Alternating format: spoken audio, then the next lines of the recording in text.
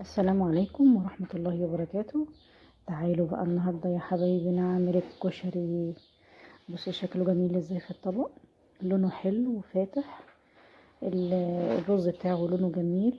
هنقفل النهاردة بقى على محلات الكشري.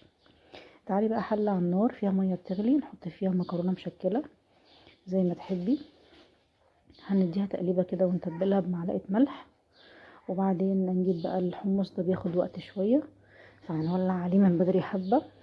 هنحطه في الحلة ونحط عليه شوية مية ونولع عليه النار، وطبعا بتتبليه بملح وكمون. تعالي بقى البصل الحلو ده هنقطعه جوانح. اللي حطيت له انا معلقة دقيق ومعلقة نشا، وهحط له رشة ملح كده قيمة نص معلقة، وهقلبه كويس جدا بايديا كده بحيث اوصل الدقيق والنشا، معلقة دقيق معلقة نشا، اوصلها لكل حتة في البصلة كده، فرقه عن بعضه كده. تعالي بقى شوية زيت حلوين، لان ده الزيت ده اللي هنستخدمه بعد كده في بقية الأكلة.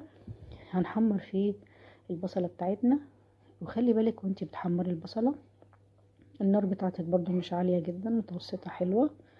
اللون ده كويس قوي، ما يبقاش غامق. تعالي بقى هاتي حبة زيت من اللي احنا حمرنا فيهم البصل ده، وبعدين حطي يعني قيمة نص كيس شعرية كده. قلبي الشعرية كويس بحيث تاخد لون واحد. طبعا لقيت النار عالية وطيها شوية، انا النار عليت مني اهي، رحت موطيها تاني عشان تاخد لون واحد زي ما انتي شايفة كده. قلبناها في بعضها. انا مجهزة بقى الرز وغسلاه، حوالي كوباية رز، مش كتير على حسب طبعا امكانيات الاسرة عندك.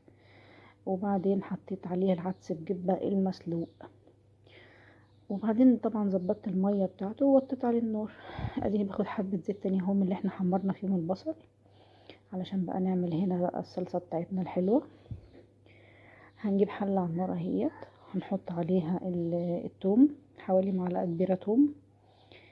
كتري التوم كده حلو بتاعت الكشري، التومة بتاعته تبقى كتيرة تبقى حلوة. اديتها تقليبة كده في الزيت بتاعي بحيث اشم ريحتها كده وما تتحمرش قوي، يعني ما تحرقيهاش، لان التوم لما بيتحرق بيمرر في الاكل. تعالي بقى اوريكي شكلها بعد ما استوت اهي شوية اهي، اخدت اللون بتاعها كده لسه مبيض حبة. وبعدين هجيب شوية خل تكوني مجهزاهم في ايديكي، حوالي معلقتين خل مش كتير. الخل هيخلي طعم الصلصة بتاعنا طعم وحلو، هيبقى احلى كمان من كشري بتاع بره، مش هتلاقيهم عاوزين كشري من بره تاني. التومة كده خدت لون جميل حلو، اللون اللي هو الذهبي دوت. ادي الخل بتاعي قيمة معلقة او معلقتين كبار علشان يدي معاكي طعم حلو. صلصة الطماطم مضروبة في الخلاط.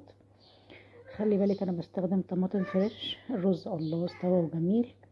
التوابل بتاعتنا بقى ملح وفلفل وكمون وكزبرة ناشفة، حوالي معلقة صغيرة من كل حاجة. طبعا الملح ظبطيه على حسب الرغبة بتاعتك.